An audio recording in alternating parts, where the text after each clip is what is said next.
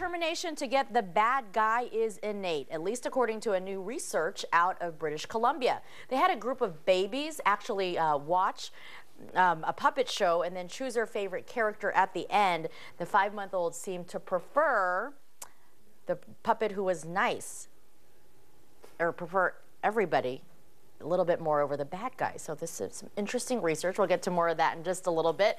But right now, we are talking about food allergies. You know, especially as you start to plan all your holiday parties, a lot of folks will be serving up beautiful displays of food, but you really have to be careful of maybe food allergies that your guests may have. So joining us this morning is Dr. Udell. Thank you for being here this morning. You're so welcome. Good to be here. Interesting to hear that some 15 million Americans have food allergies, such a high number.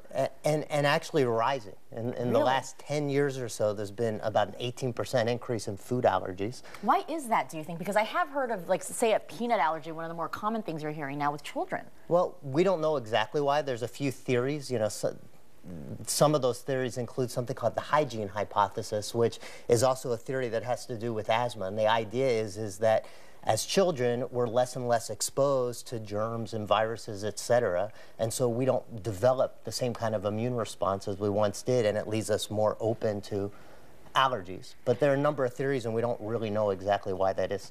What are some of the most common ones? You brought a sampling for folks to, you know, really get a good look at it. Yeah, so we can get a look and see. So some of the most common, especially in childhood, are milk and other dairy products and eggs.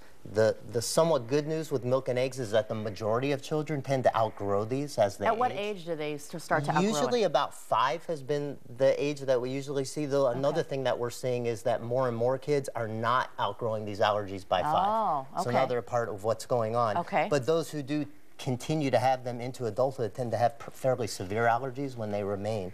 Some of the more severe ones, the ones we hear about all the time, are peanuts and tree nuts. And so these tend to be severe allergies, and we have to be really careful because the symptoms can be quite dangerous. And this is certainly one of the more common, I think, you know, maybe someone will put out a type of a mix out for the holidays, definitely, you know, easily to harm somebody with that. Absolutely. And then we have soy right here, so another really common one.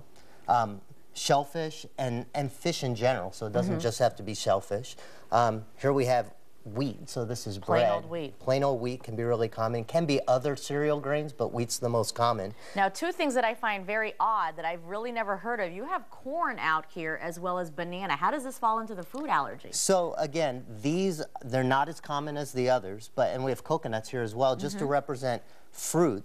So fruit's another allergy that we don't think about. It doesn't tend to produce as severe of an allergy, but it is not uncommon, and it usually produces itching and swelling in the mouth. I was going to say, with a severe allergy, pretty obvious. We know if someone has a peanut allergy and they may have ingest something, especially if a child, you really see those reactions. Correct. What are some of the signs that people should look out for that even it may just be a mild one? Well, even with mild ones can be skin rashes, things like hives that appear, just red rashes that appear after eating. One of the things that happens with food allergies is they tend to happen relatively quickly. So they can happen within seconds of being exposed to the food, you know, to minutes to hours. So there isn't, you have to wait for those hours. I was going to say, is like after an hour, you know, you're safe and you're probably not allergic to it. Right. I mean, typically that's the case, but there are some people that up to several hours later can have the food reaction. So you have to be on the lookout to anything odd that's happening. So rashes would be common, a sense of itching, swelling in the mouth, on the lips, difficulty breathing, difficulty swallowing.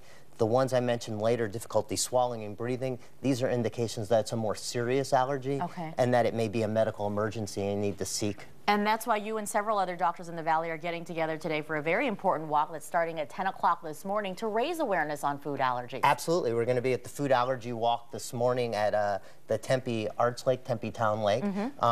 I'm part of a group of 8 naturopathic doctors at Arizona Natural Health Center, and so this morning actually our team is split. Some of us are going to be at the food allergy walk down at Tempe Town Lake. The other half of us are going to be actually at a suicide prevention walk at Kiwanis Park in Tempe, and I know that's not what we're talking about, but it's another really important topic, and they're both conditions that we treat at Arizona Natural Health Center, both depression and allergies as well. Dr. Udell, thank you so much for shedding some light on the food allergies, especially at this time when folks are going to be having their parties and got to be careful with what you serve. Absolutely. Thank you so much. Thank and we'll you so have more information on the walk if you're interested in attending either ones on azfamily.com.